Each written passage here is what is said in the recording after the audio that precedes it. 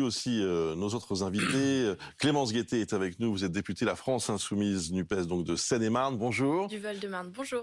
Pardonnez-moi, du Val-de-Marne. Nous recevons également Constance Le Grip, qui est députée de la majorité, députée Renaissance des Hauts-de-Seine. Bonjour. Bonjour. Et puis nos éditorialistes, Amandine Atalaya, Laurent Neumann, Mathieu Croissando. Il y a beaucoup de questions. Bonjour à tous les trois, bien sûr. Il y a beaucoup de questions ce matin, évidemment. Alors, on peut revenir sur les violences, bien entendu. On peut s'inquiéter. Est-ce que ça va reprendre aujourd'hui, dans les prochains jours? La crise politique, la crise de régime, même disent certains. Et puis même l'issue, tout simplement, de ce conflit social. Honnêtement, Mathieu Croissando, est-ce qu'on y voit un peu plus clair ce matin? Hier, on disait, on est dans le brouillard, avant même de connaître la décision de l'exécutif. Est-ce qu'aujourd'hui, vous y voyez un peu plus clair sur ce qui va se passer? Sur ce qui va se passer, oui, d'un point de vue parlementaire, deux motions de censure devraient être déposées, une par le Rassemblement national et une autre par un petit groupe qu'on va appeler Charnière, qui est le groupe Lyot, Liberté, Indépendants, Outre-mer et Territoire, qui a le mérite pour les oppositions de ne pas avoir de couleur politique très marquée. Et donc, du coup, ça permettrait aux différentes oppositions, de celle de la NUPES, du Rassemblement national, de voter cette motion de censure. La question qui se pose, c'est le nombre ne suffit pas aujourd'hui. Il faut des députés LR. Combien la voteront? Combien sont disposés à la voter? Il y a visiblement peu de chances que ça aboutisse, mais enfin, qui peut dire ce que feront les LR? Depuis 2 mois, on a bien vu que ce groupe marchait sans queue ni tête. Donc ça, c'est pour l'aspect parlementaire. Pour l'aspect pour l'aspect social, en revanche, c'est exactement ce qui a été décrit, ce 49.3, qui est une décision de brutalité sur le Parlement. Il faut le dire quand même, c'est constitutionnel, mais dans le contexte politique et social qui était extrêmement tendu après des débats tronqués à l'Assemblée, pas de vote à l'Assemblée pour la première fois, une commission mixte paritaire unijambiste, parce qu'il y avait qu'un texte du Sénat, de faire adopter cette loi par ce procédé, eh bien ça brutalise à la fois l'Assemblée et le corps social. Et le corps social, on le voit, avec des risques de radicalisation et surtout une intersyndicale qui reste soudée et qui continue de se mobiliser, y compris dans ses rangs, les syndicats dits réformistes, ceux qui, normalement, une fois que la loi est passée, rentrent à la maison. Donc l'inconnue sociale, elle reste très forte. Et après, il y a une inconnue politique majeure, parce que est-ce que la Première ministre va pouvoir rester, après ce qui est considéré par tout le monde comme un fiasco politique? Il y a un texte, mais dans quelles conditions, vous avez vu? Comment va jouer l'opposition? Comment elle va en profiter? Est-ce que le gouvernement, même si ça change, va pouvoir continuer à proposer des grands chantiers, remettre tout le monde autour de la table? Tout ça reste évidemment avec un très gros point d'interrogation. Constance Le Grip, c'est un échec ce qui s'est passé hier?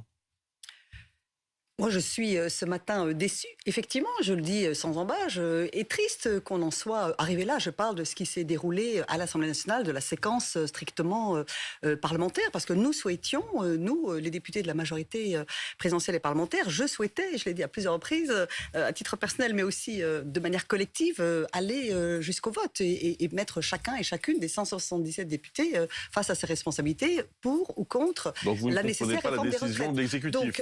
Pardon? Vous ne comprenez pas la décision de l'exécutif? J'ai compris que les choses avançaient d'une manière tellement incertaine, avec une telle incertitude, indécision, voire peut-être chez certains des députés du groupe Les Républicains, un double jeu ou une volonté de cacher un petit peu les choses, d'esquiver ses responsabilités, que le compte n'y était pas et qu'il a fallu, je dirais, à contre-cœur et littéralement de manière inéluctable, se résoudre à dégainer le 49.3, qui est un outil constitutionnel, encore une fois, qui n'est pas effectivement ce que spontanément un député trouve réjouissant, mais qui était devenu inexorable si on se donnait pour objectif de parvenir à faire aboutir la réforme. Aujourd'hui, ce matin encore, comme l'intégralité des députés de la majorité et comme les sénateurs qui ont voté très majoritairement pour le coup et de manière très transpartisane la réforme des retraites, je pense que celle-ci est nécessaire, absolument.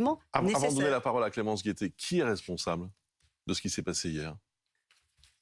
Il y a plusieurs niveaux de responsabilité certainement à chercher. Moi, je ne jette pas la pierre et je ne voue pas aux gémonies telle ou telle. Je pense simplement qu'en politique, respecter ses engagements, être en cohérence par rapport à ce que l'on a dit aujourd'hui dans le passé et être fidèle, encore une fois, aux promesses faites aux électeurs, quels que soient les moments présidentiels, législatifs, passés ou toutes récentes. C'est important. Et qu'à cet égard, il y a eu un certain nombre de députés, une poignée de députés Les Républicains qui, certes, ont totalement manqué à ce devoir de cohérence et de fidélité à leurs propres engagements. Maintenant, effectivement, ça n'est pas réjouissant pour l'ensemble du Parlement que d'arriver à cette situation. Pardonnez-moi de vous dire ça, Constance Levier, mais pas vous, hein, mais quelle naïveté. Mais quelle naïveté de croire, c'est l'opposition, les Républicains. Il n'y a jamais eu d'accord entre le parti dont vous faites... Vous avez eu le mérite d'être clair. De le dire clairement avant le vote. Vous avez quitté ce parti avant. Et vous avez rejoint Renaissance. La majorité. Et pour les autres, mais ils ne vous doivent rien. Je ne dis pas cela, effectivement. Et ce que je veux dire, c'est qu'aujourd'hui, c'est le jeu politique. Et vous avez cru pendant des semaines qu'il y avait un accord avec des ennemis. Les ennemis n'exagèrent rien. En démocratie, on n'a pas d'ennemis. On peut éventuellement avoir des opposants, je le conçois. Des adversaires. Voilà, ou des adversaires.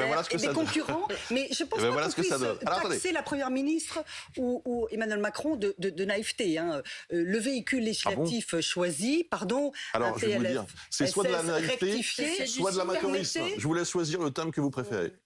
On fait confiance, effectivement, on fait confiance au bon sens. De manière générale, effectivement, il y a un moment politique où le bon sens a sombré, sous les péripéties politiciennes et les égos personnels. Clémence Guettet, maintenant, que va-t-il se passer? C'est dur quand même à défendre. Vous êtes courageuse de venir défendre ça parce que, je veux dire, les éléments de langage... C'est pas des éléments de langage, finalement. Si, ça se sent quand même. C'est difficile parce qu'en fait, c'est rien d'autre qu'un un passage en force qui s'est passé.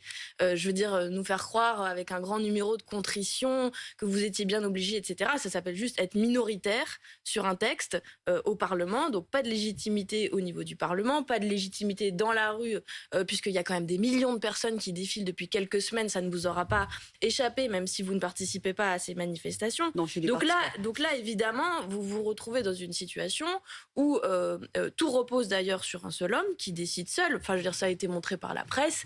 La veille, c'était Macron qui devait décider. Le midi, c'était Macron qui devait décider. Et il a tranché qu'il passait en force et qu'il ignorait tout le monde.